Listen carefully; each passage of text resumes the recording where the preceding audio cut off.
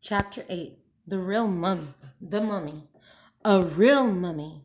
Bandages were still wrapped around the bald skull, but most of the bandages had come off the face. It was Hutepi, Queen of the Nile. Her broken teeth were showing, her little wrinkled ears, her squashed nose, her withered flesh, her hollow eye sockets. Plus, the rotting bandages on her body were coming off. You could see bones. Oh, gross, cried Annie. Let's go. No, said Jack. It's interesting. Forget it, said Annie. She started out of the room. Wait, Annie. Come on, Jack, hurry, cried Annie. She was standing by the door. Jack pulled out the Egypt book and flipped to a picture of a mummy. He read aloud. Ancient Egyptians tried to protect the body so that it would last forever. First, it was dried out with salt. Ugh, stop, said Annie. Listen, said Jack. He kept reading. Next, it was covered with oil. Then it was wrapped tightly in bandages. The brain was removed by Yuck! Stop, cried Annie. Goodbye. She dashed out of the room. Annie, called Jack. We have to give her the Book of the Dead. But Annie was gone. Jack reached into his pack. He pulled out the scroll and the scepter, and he put them next to the mummy's skull. Was it his imagination, or did a deep sigh seem to shudder throughout the room? Did the mummy's face grow calmer? Jack held his breath as he backed away, out of the mummy room, out of the boat room, down the stairs. At the bottom of the stairs, he heaved his own sigh, a sigh of relief. He looked down the hallway. It was empty. Hey, where are you? He said. No answer. Where in the world was Annie? Jack started down the hallway. Annie, he called. Had she run out of the pyramid? Was she already outside? Annie! Help, Jack! Came a cry. The voice sounded far away. It was Annie. Where was she? Help! Jack! Annie! Jack started to run along the shadowy hallway. Help, Jack! Her cry seemed fainter. Jack stopped. He was running away from her voice. Annie! He called. He went back toward the burial chambers. Jack! There, her voice was louder. Jack! Even louder. Jack climbed the stairs. He went back to the boat room. He looked around the room at the furniture, the musical instruments, the boat. Then he saw it. Another door. Right next to the door he had just come through. The other door was open. He dashed through it. He found himself at the top of some stairs. They were just like the stairs in the other hallway. He went down into the hallway. It was lit by torches on the wall. It was just like the other hallway. Annie, he called. Jack! Annie! Jack! She was running through the hallway toward him. She crashed into him. I was lost, she cried. I think this is one of those false passages built to fool the tomb robbers, said Jack. A false passage? Said Annie, panting. Yeah, it looks just like the right hallway, said Jack. We have to go back to the boat room and out the right door. Just then they heard a creaking noise. Jack and Annie turned around. They looked up the stairs. Then they watched in horror as the door slowly creaked shut. A deep sound rumbled in the distance, and all the torches went out. Chapter 9. Follow the Leader. It was pitch dark. What happened? Asked Annie. I don't know. Something weird, said Jack. We have to get out of here fast. Push against the door. Good idea, said Annie in a small voice. They felt their way through the darkness to the top of the stairs. Don't worry, everything's going to be okay, said Jack. He was trying to stay calm. Of course, said Annie. They leaned against the wooden door and pushed. It wouldn't budge. They pushed harder. No use. Jack took a deep breath. It was getting harder to breathe and harder to stay calm. What can we do? Asked Annie. Just just rest a moment, said Jack, panting. His heart was pounding as he tried to see through the darkness. Maybe we should start down the hall, he said. Maybe we'll eventually come to an exit. He wasn't sure about that, but they had no choice. Come on, he said. Feel the wall. Jack felt the stone wall as he climbed slowly down the stairs. Annie followed. Jack started down the hallway. It was impossible to see anything, but he kept going, taking one step at a time, moving his hands along the wall. He went around the corner. He went around another corner.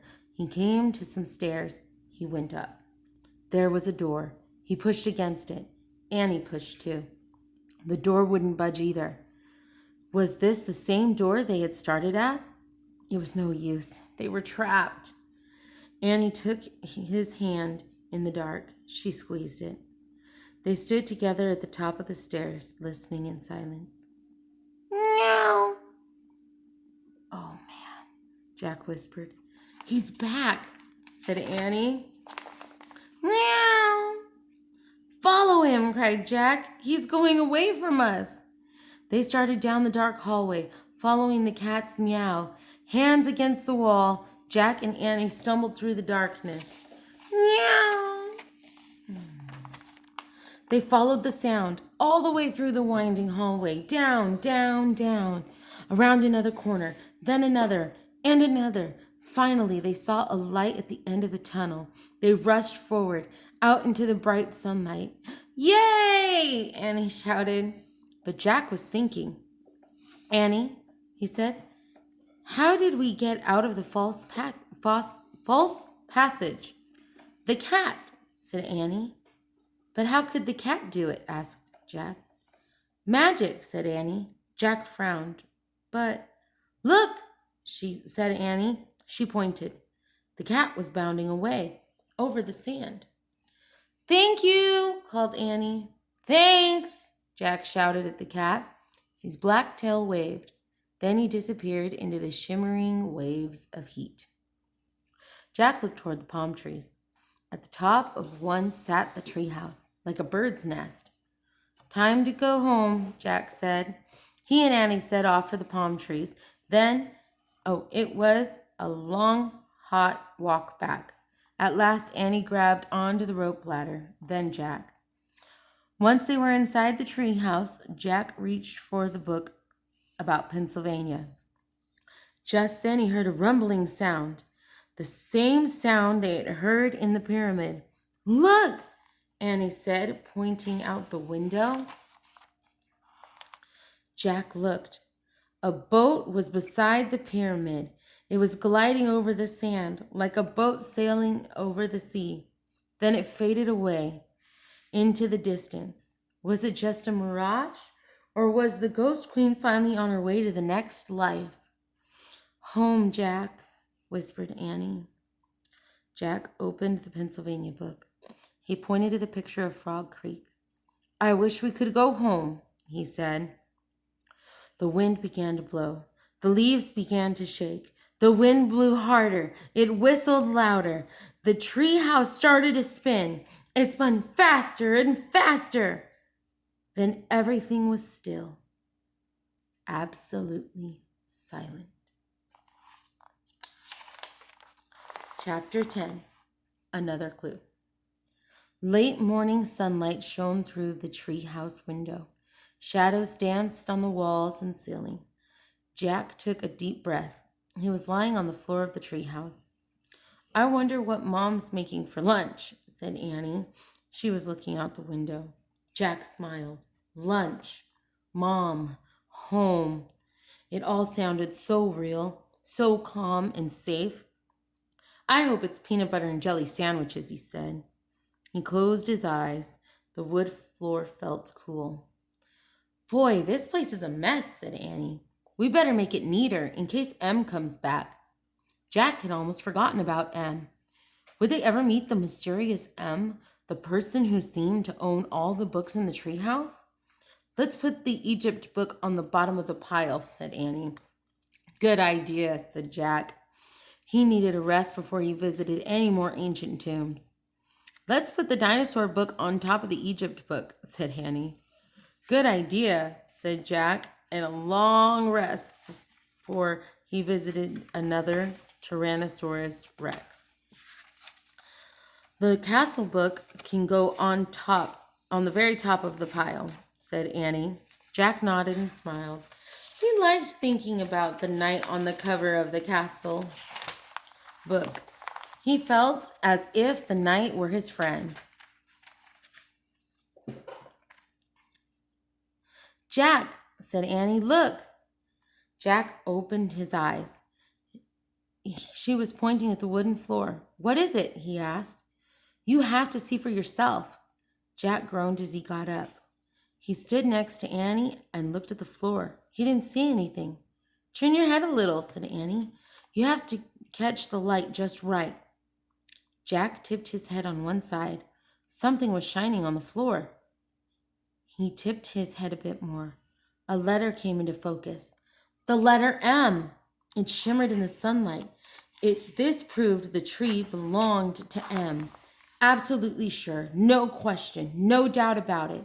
Jack touched the M with his finger. His skin tingled. Just then the leaves trembled. The wind picked up. Let's go down now, he said. Jack grabbed his backpack. Then he and Annie climbed down the ladder. As they stood on the ground below the tree house, Jack heard a sound in the bushes. Who's there? He called. The woods grew still. I'm going to bring the medallion back soon, Jack said loudly. And the bookmark too. Both of them, tomorrow. Who are you talking to? Asked Annie. I feel like M is nearby, Jack whispered. Annie's eyes grew wide. Should we look for him? But just then their mother's voice came from the distance. Jack! Annie! Jack and Annie looked around at the trees. Then they looked at each other. Tomorrow, they said together. And they took off, running out of the woods. They ran down their street. They ran across their yard. They ran into their house. They ran into their kitchen. They ran right into their mom. She was making peanut butter and jelly sandwiches.